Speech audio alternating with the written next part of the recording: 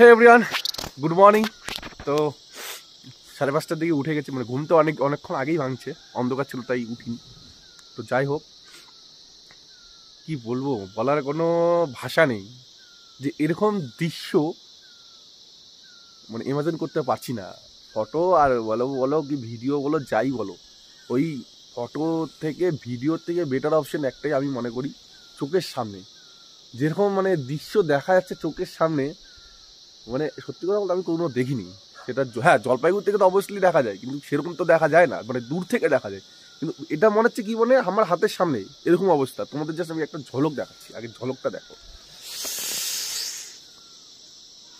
এই হচ্ছে এক ঝলক, ঠিক আছে?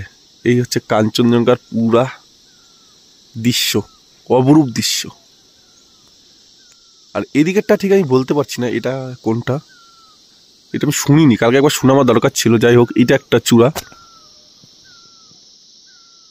আর ঠিক এই জায়গাটা আরেকটা দেখা যাচ্ছে এরম, এটা মেঘ দিয়ে ঢেকে গেল একটু। এই যে পাথরের যে চূড়াটা দেখতে পাচ্ছি ঠিকঠাক পিছনে এদিকেও একটা দেখা যাচ্ছে, মানে ওরকম না, হালকা। কিন্তু ভাই এটা কি, এটা কি দেখতে পাচ্ছি, হ্যাঁ তোমরাই বলো।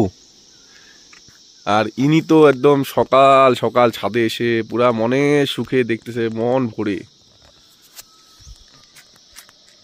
জান্নাতে চলে আসলাম মনে হচ্ছে। এত সুন্দর দৃশ্য আর এত সুন্দর ভিউ, ভাই রে ভাই। নেক্সট আবার আসতেছি। ও ভাই, এবার এবার দেখো সূর্যের আলো পড়ছে, এবার জাস্ট দেখো সূর্যের আলো পড়তেছে। এবার আস্তে আস্তে আস্তে আস্তে লাল হচ্ছে এই যে মুন্ডিটা।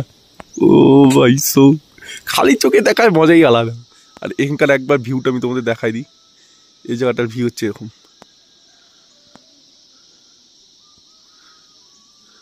এই হচ্ছে ভিউ। যাই হোক, কি কাঞ্চনজঙ্ঘার মজা নিই। পুরা যদি লাল হয়ে যায় পাহাড়টা, তাহলে আরেকবার আমি তোমাদের দেখাবো, তোমার চাপ নেবে না। যাই হোক,